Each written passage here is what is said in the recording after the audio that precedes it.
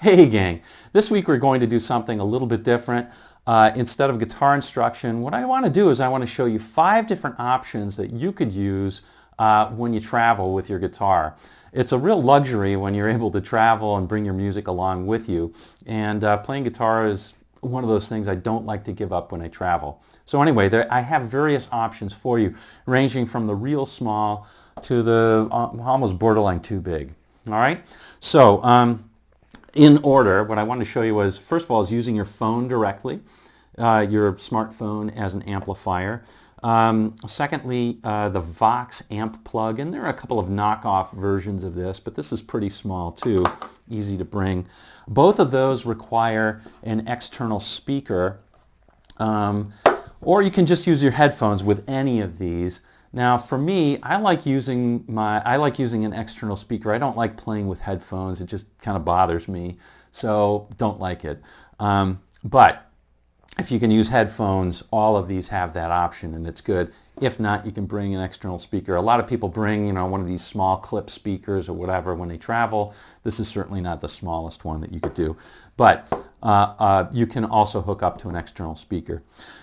So those are the 2 smallest. The next is the Blackstar Fly 3, which is also pretty small, self-contained amplifier.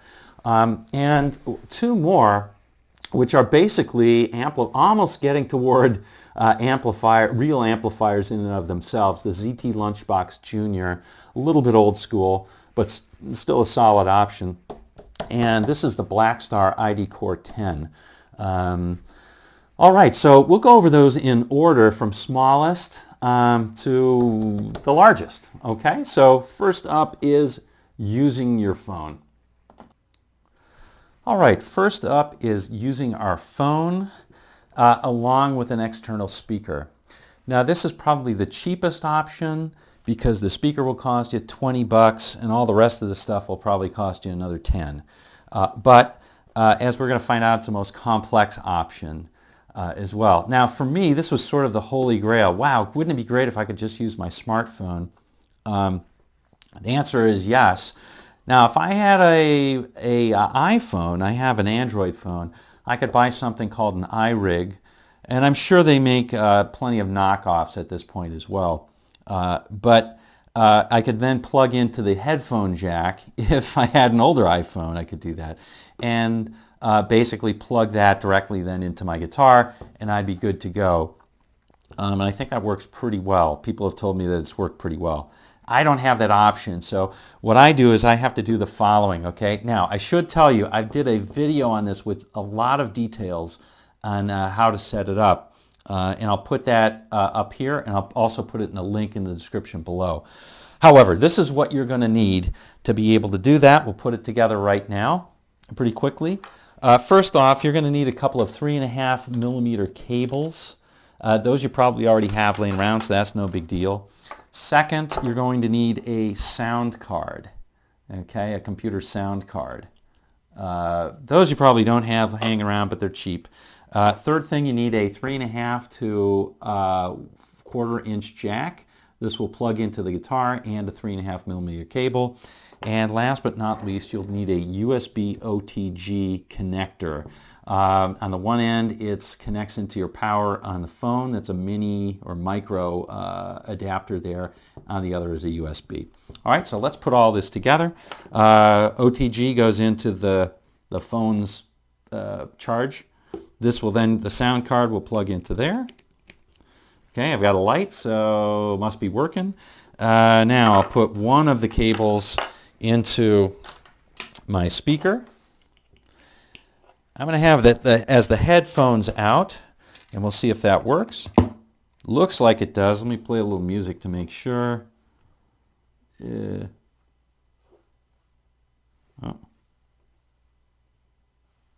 Come on. All right. George Benson, dig it. Okay, enough George Benson. All right, and then the other is going to go into the guitar. So I'll plug that in. I'll plug this in. And I'll plug this into the guitar. Now, in just a second, we're going to see some of the advantages and disadvantages to this. Now, I'm using my Ibanez. You can barely see it there, but I've got it plugged into the guitar now. Now I've got to start up the software. Now I use something called Deplike, D-E-P-L-I-K-E, for this, and you're going to see off the bat there's some disadvantage with it. One, it's noisy, so I'm going to see if I can deal with that just a little bit, and let's see if we can get a sound out.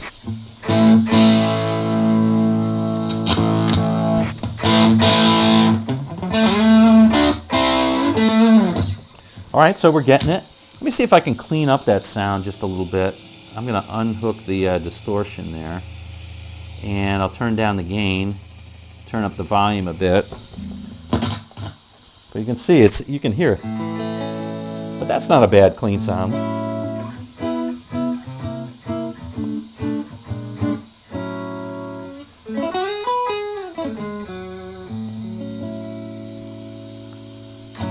All right, so I'm going to unplug this because the noise is just a little bit deafening to me. So the advantages of this are, you probably didn't hear, or I definitely didn't show you around, but this piece of software is very versatile.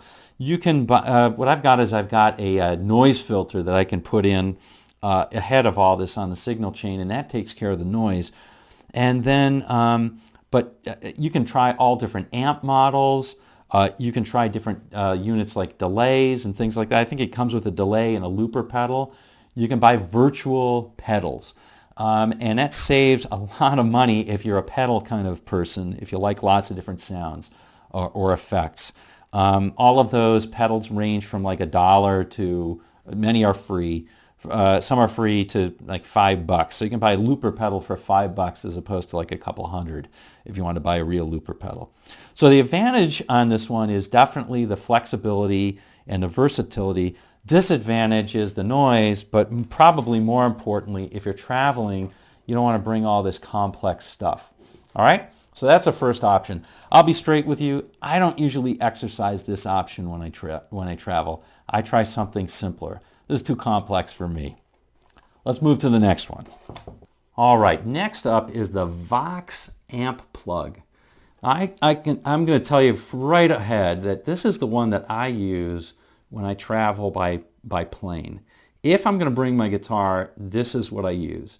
Now this is made for headphones out, but guess what? It works really well with a speaker as well.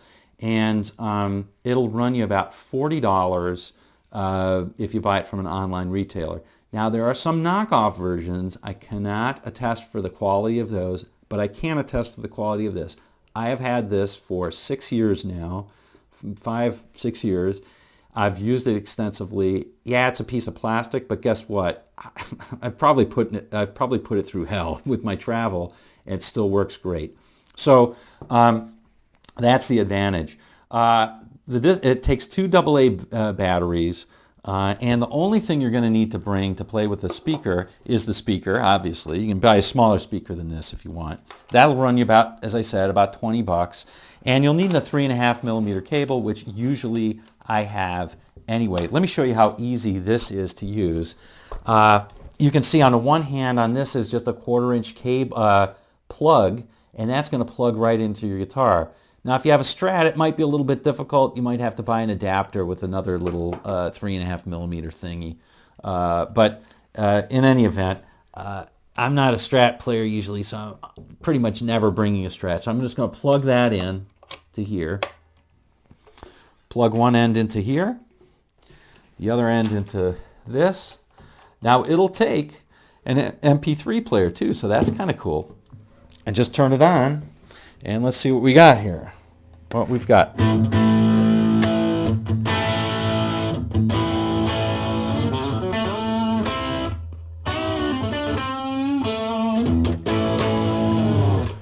Pretty neat. Now, again, it has a decent sound. It's not the greatest sound in the world, but it's got a pretty decent sound, overdriven. Let me see if I can turn on the, not the gain.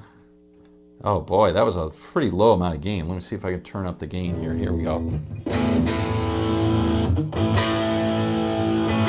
That's a lot of gain. Let me see if I can turn and get a clean sound. I'll turn the gain way down. Turn the volume up. And still pretty gainy. I'll take the volume down on my guitar, and that's not too bad.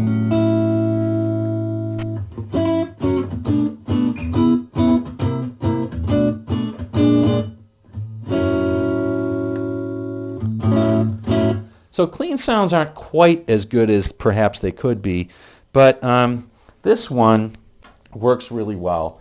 Now, let me unplug this again. What I can tell you is that the disadvantages of this one, I'll tell you, I love this for travel because it's so small and very convenient.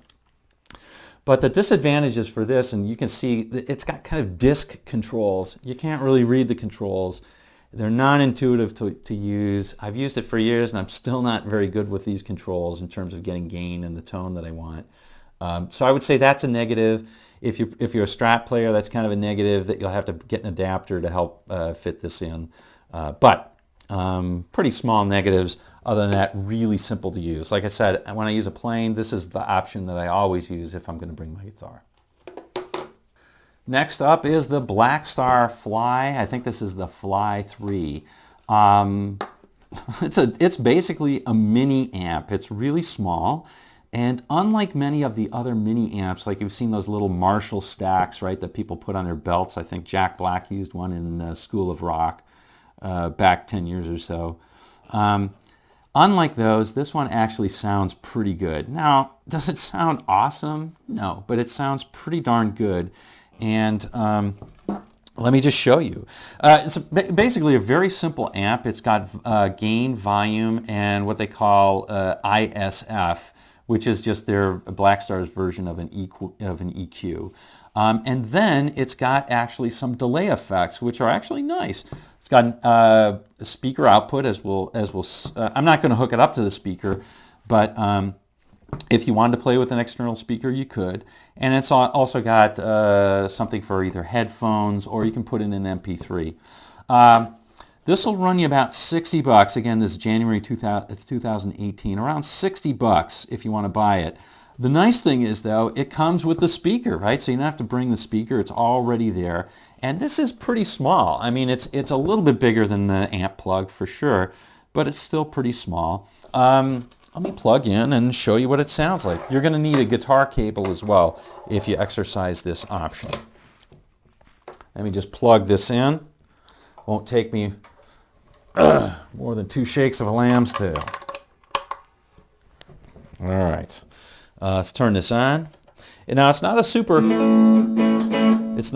loud amp, as that's the clean sound.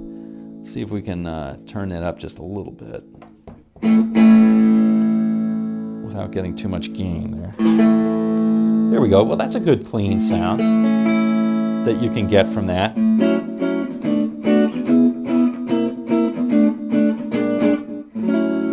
can hear that delay effect that's on there, and you can even crank that up.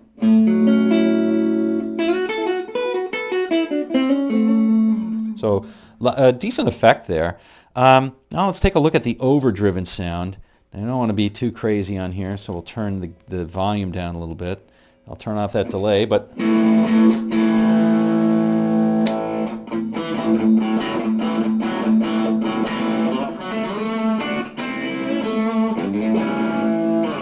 nice overdriven sound, I think. I mean, of course, it's a little bit tinny because it's a small amp. What do you want? It's got a tiny speaker. But for me, I really like this. So when I travel, and I travel by car, this is usually my option instead of the VOX Amplug. Now I could use either, but I tend to use this one because, again, it's really easy for me to just throw it in a bag with a 1/4 inch with a guitar cable, and then it's even easier than using the Amplug. And I can see these controls a little bit better. They're real knobs as opposed to these little spin dials. All right, so that's the Blackstar Fly. All right, these last two are really just regular practice amplifiers, and the only reason I'm including them is because they certainly could be used if you're driving or, well, if you're driving. I wouldn't bring them on a plane because they are a little bit bulky, particularly this, which is much bigger than here's the Blackstar Fly as a comparison. Let me see if I can put it next to it. So it's quite a bit smaller. And then here's the amp plug. You can see how much smaller that is, right? That's kind of the smallest option. But I did, back in the day, which is really only 5 or 6 years ago, I did bring the ZT all the time. And let's talk about this one first. Now, there are plenty of reviews on YouTube elsewhere, so I'm not going to go through in detail, and I'm not even going to demo the sound for these. You can find other videos for that. But this one in particular, this is really super solid construction, very simple amp. You only have a volume, tone, and gain. So there's no reverb or anything like that. But if you want a clean sound, this thing will do it for you. It's a really nice, clean sounding amp. And very, very solid. Now this is 35 watts, so you could almost contemplate, if you elevated it, you could almost contemplate, or put it in the right place to resonate, you'd almost contemplate using it as a practice amp with a group who has a kind of a passive drummer. But the reality is that you probably want more of an amp, even on a practice amp, or certainly a club amp. But 35 watts of output power is pretty good. This one, the ID Core 10, this is the Blackstar ID Core 10. This is the one that I use for a practice amp. It's really an amazing little amp. It's got 6 or so different amp models. It's got 2 clean tones, it's got a classic crunch, it's got a classic super crunch, which is just a little more overdrive, and it's got two very high gain amps, which I pretty much never use. It's metal sort of stuff. But if you're into that, good sounds. And then it's got gain, volume, and again, their tone control. They call it the ISF, infinite shape function, where they say it goes from American to British amps. It's basically trebly or bassy, so you figure it out. It seems like that to me. But it's also got an amazing array, and these are all really good. It's got a great array of effects. It's got 4 different reverb effects. It's got, which you can choose one of those at a time. It's got 4 different delay effects. I think it's got a univibe, it's got a flanger, it's got a chorus, and it's got a tremolo. And you can choose any of those as well, one at a time, along with the reverb. And then it's got 4, oh, I'm sorry, those are the modulation effects. And then it's got 4 delay effects. So I think, I know it's got a tape echo, and it's got an analog and a digital delay. I don't remember what the 4th one is. In any event, you can choose 1 reverb, 1 delay, and 1 modulation effect at a time. So it's really pretty versatile, and you can control the amount of each of those as well as the speed of the delay. You can tap on that. So really useful stuff. It's even got software where you can do more with it, which I pretty much never use. But great sounding amp,